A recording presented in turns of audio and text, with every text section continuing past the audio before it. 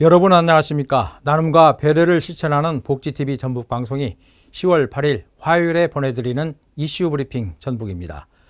국방부가 현재 용산에 있는 합동참모본부 청사를 남태령 수방사로 옮기기 위해 드는 비용이 2,418억 원이라고 밝혔습니다.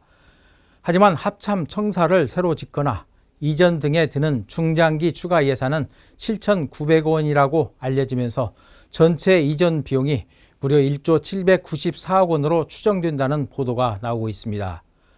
합참은 당연히 국방부와 함께 있어야 하는 게 기본 상식인데 대통령실 옮긴다고 1조 원 넘는 헛돈을 쓰고 이게 못하는 짓인지 모르겠습니다. 비용도 비용이지만 군의 효율성을 따지지 않고 대통령의 말 한마디에 중차대한 군시설을 옮기는 이런 행태에 대해 400명이 넘는다는 군 장성들은 말 한마디 못하고 있습니다. 그러니 똥별이라는 비난을 받는 것도 당연하다는 생각이 듭니다. 윤석열 정부 들어 서해상의 중국어선 출몰 횟수는 전 정부와 비교해 3배 가까이 늘었지만 나포 등 단속 건수는 오히려 절반 가까이 줄어든 것으로 나타났습니다. 국회 윤준병 의원의 국감 자료에 따르면 지난해 서해 NLL 수역에 출몰한 중국 어선수는 하루 평균 94척으로 5년 전 32척과 비교해 3배 가까이 늘었습니다. 하지만 지난해 중국 어선을 납포한 건수는 12건으로 2018년 20건과 비교하면 크게 준 것으로 나타났습니다. 중국 배들이 우리 영해인 서해 바다를 휘젓고 다니면서 어종에 씨를 말리고 있는데도 단속이 느슨하다고 하니 억장이 무너집니다. 지난 한 해 동안 공공요금 종이 고지서 6억 장을 인쇄해 우편 발송하는 데만 3,400억 원이 넘는 예산이 쓰인 것으로 확인됐습니다. 국회 행안위 소속인 한병도 의원에 따르면 지난해 우편으로 발송된 수도요금 등 공공요금 고지서가 6억 6,900여만 장에 달했으며 여기에 3,448억 원이 지출된 것으로 나타났습니다. 이 가운데 가장 많은 비용이 투입된 항목은 4대 보험료 고지서로 3억 1,000여만 장을 인쇄해 우편 발송 비용으로 950억 원이 넘게 지출됐습니다. 한 번 보고 쓰레기통으로 직행하는 이런 고지서 발급에 3,400억 원이 넘는 천문학적인 국민 세금이 들어간다고 하니 그저 아연실색할 따름입니다. 전북특별자치도는 탄소 흡수원을 늘려 도시 열섬 현상을 완화하기 위해 100억 원을 들여 전주와 익산, 김제, 순창 등 4개 시군에 도시숲 7곳을 조성합니다. 도시숲은 도시 열섬 현상 완화와 미세먼지 저감 등 효과가 있을 뿐만 아니라 시민에게 휴식 공간을 제공해 건강 증진에 기여하게 됩니다. 사업 대상은 전주 덕진공원과 김제 만경강 낙조 전망대, 익산 전라선 폐철도 등 10헥타르 규모입니다.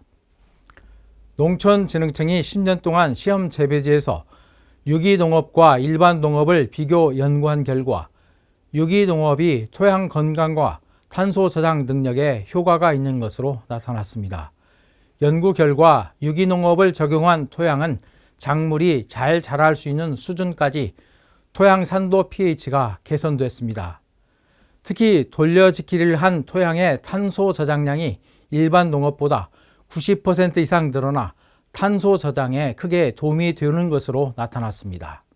익산 지역사랑 상품권인 다이로움의 9월 발행액이 807억 원으로 역대 최고치를 기록했습니다.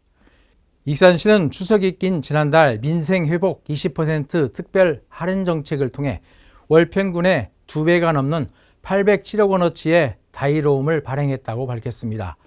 익산시는 소비자 부담을 낮추고 소상공인을 돕는 지역 내 선순환으로 이어질 수 있도록 지난달 다이로움 할인율을 기존 10%에서 20%로 확대했습니다.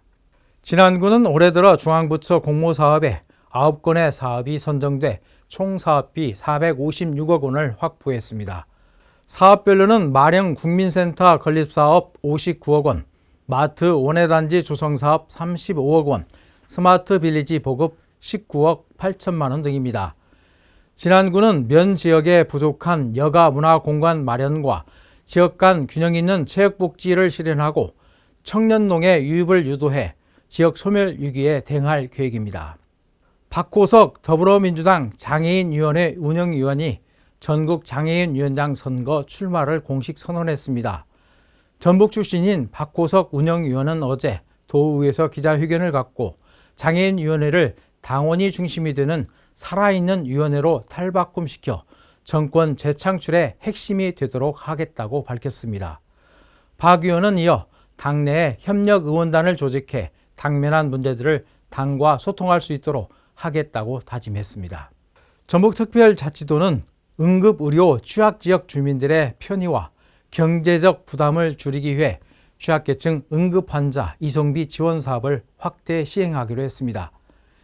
이번 지원은 응급 상황에서 사설 구급차 이용 시 최대 15만 원까지 지원하는 것을 골자로 하고 있습니다.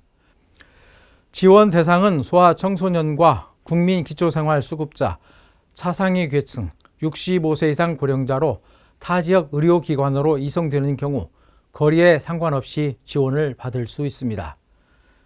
나눔과 배려를 실천하는 복지TV 전북방송이 10월 8일 화요일에 보내드린 이슈 브리핑 전북입니다. 이 방송은 환자중심병원 전주대자인병원, 물의 새로운 혁명을 이끄는 수소수 생성기 슈퍼바이오 지원으로 제작됐습니다.